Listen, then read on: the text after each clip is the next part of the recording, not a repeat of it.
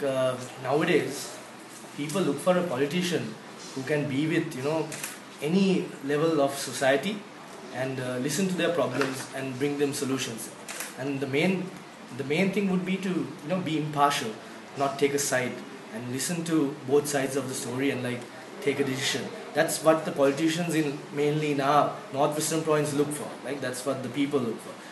I think if you go looking at Colombo society, they are looking at a more refined, dignified sort of character, who can look into the real issues of what's going on right now in a political scenario. And I think every part of the country has to have a different sort of politician. You can't have the same sort of politician in Colombo as in Nicavarity, right? So it's the people's choice. So they decide who they want, and that sort of person comes up. I've done my scholarship here in St. Anne's College in Kurunegala. I topped my batch, and because of that I was able to go to St. Thomas's Mount, and I did my higher studies like up to London A levels there.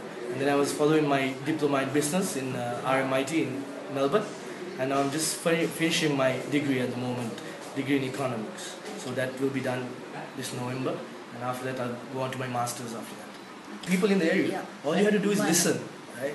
You go and listen to the people, and they will come up with their problems. The main problems these villagers face is their utilities, their roads, their water, their drinking water, their electricity. Those are the things that they ask for. And I guess you should strengthen the economy as well.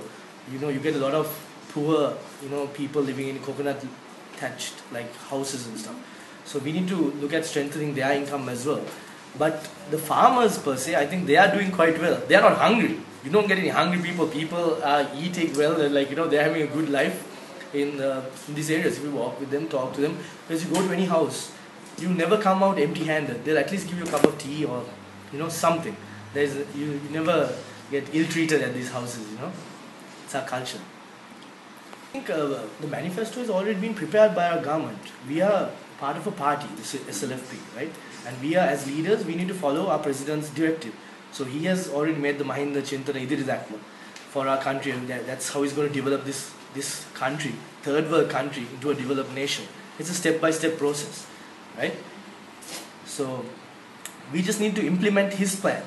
So what we need to do is just implement it and get things moving. That's the problem with our society and our political network at the moment.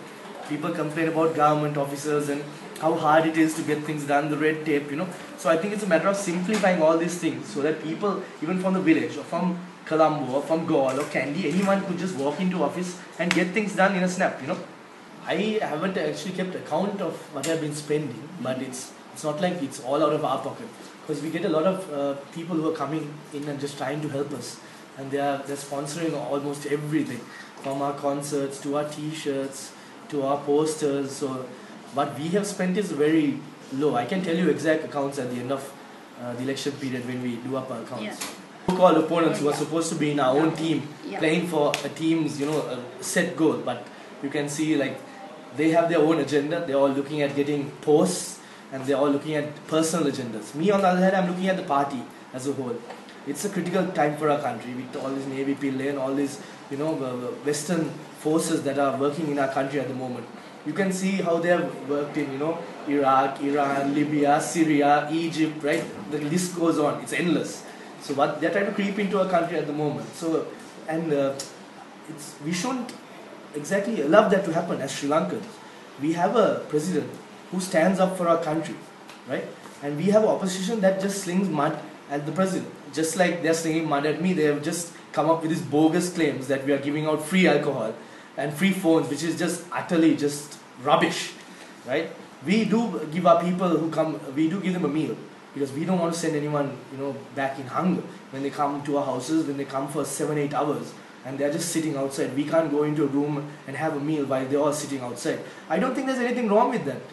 It's not a bribe as such. If you think you can bribe people by giving them a packet of food, I don't have to come here and be talking on these interviews, right? We just distribute food packets to 250,000 packets, and then it's done.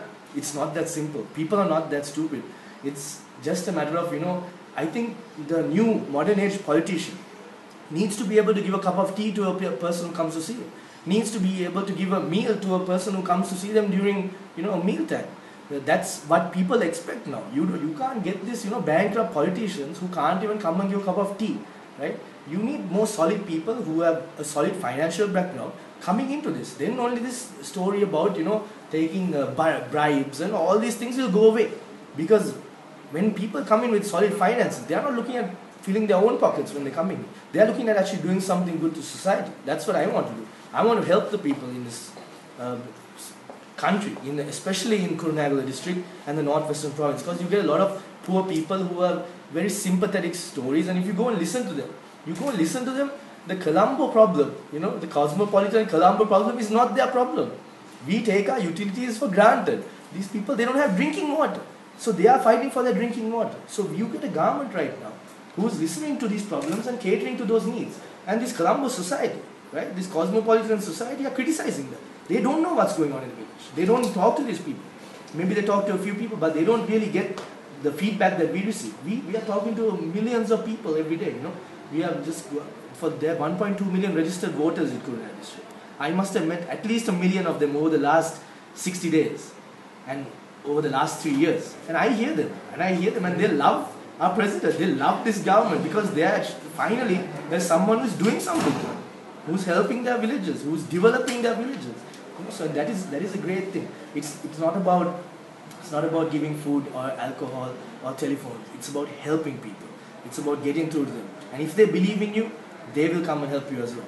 That's all it is. That's politics in a nutshell, I guess. We are not going after preferential votes, neither are we going after any posts as such. Those are given to us by the people and the executive, right, and the party. That's decided after elections. I'm not even bothered about it, honestly. I am working towards getting the highest majority the Sri Lanka SLFP has ever gotten in the northwestern province. That's my goal. If we got 680,000 votes last time. If we get 800,000, I'll be the happiest guy. That's what I'm going at. Not at the chief ministerial post or getting the highest number of preferential votes. The people will decide. That's up to the people. That's their democratic right. Yes. Given to me, I'll gladly take it. I'm ready for this. I'm ready to work for these people, and with a portfolio like that, you can do wonders. Right now, it's a lot of red tape and doors are locked. We are fine in Nicobarity, but helping our own people outside our constituency has proven tough. You have this political situation in this country. Everyone knows about it. There's nothing, because of this preferential vote scenario. It's very hard for us. We had 138,000 votes last time. 21,000 from Nicobarity, 110,000 from outside the district, outside the constituency. So we want to help all of them. Whoever comes to us with a problem, we try to help them. So sometimes we face red tape because they're not in our constituency. And we can bring money in from president for development, but we are still stuck, without helping them. So with the provincial council, you can go into any village, you can go into any area in the whole northwestern province and help them with their needs. So I think with a portfolio like that, you can do wonders. And the people will be really happy over the next 5 years if that happens. Okay. What's age got to do with experience? Age and experience is not the same thing.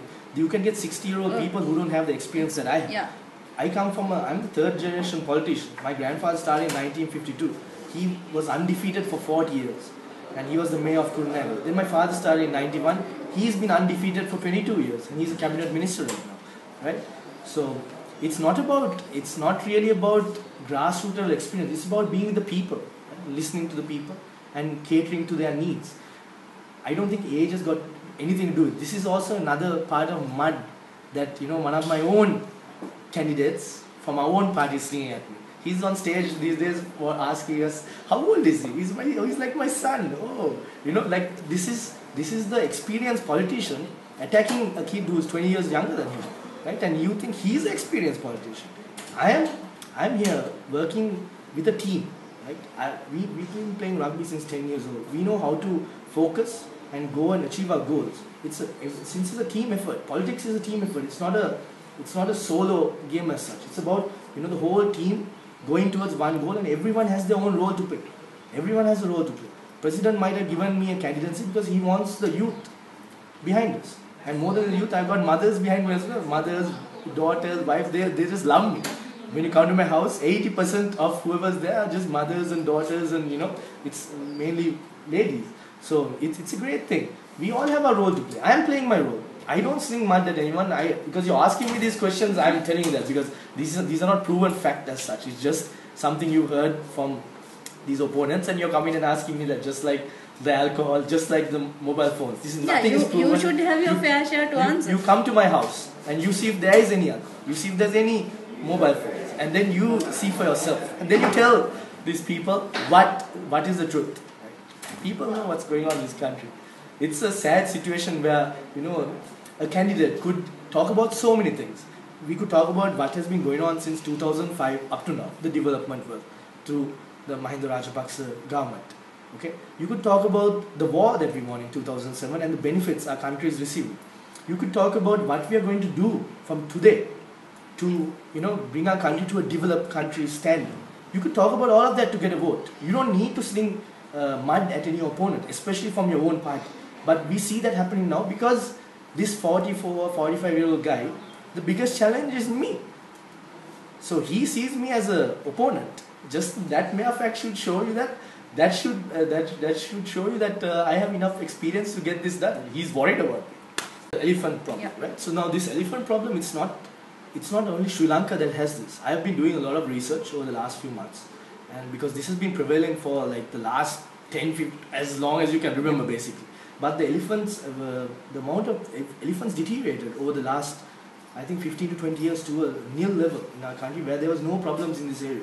But then our wildlife program called Gajamitu, they came forward, and then now the population has grown again. So we see, elephants right now chasing farmers, chasing them down and trampling them and squashing their heads and killing them. So it's quite a scary thing, you don't see it. You don't see it. When you go to their funerals, you hear those people, you actually feel the fear that they're living. So the main problem is the fact that they go into the forest, right? They cut down the trees and they plant their crop. And these elephants, they're big giant creatures. They need to roam the countryside. They can't be stuck into a small couple hectares of forest. So you get them coming and eating their crop, and these guys try to fight back. So this conflict has been, it's like an age-old conflict basically. So I've looked at African countries, and their solution is education. That's the only thing. We need to be able to live together with this animal. It's not about killing the animals or getting rid of the farmers. It's about living together with these animals. And there are lots of methods. Like right now I was reading up on a method.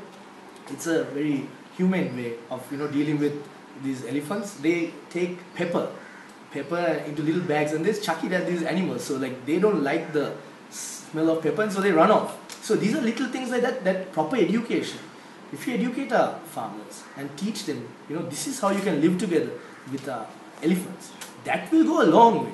I think building this fence also helps. It does help. Now there is a fence being built from Iginimitya to Irudeniya.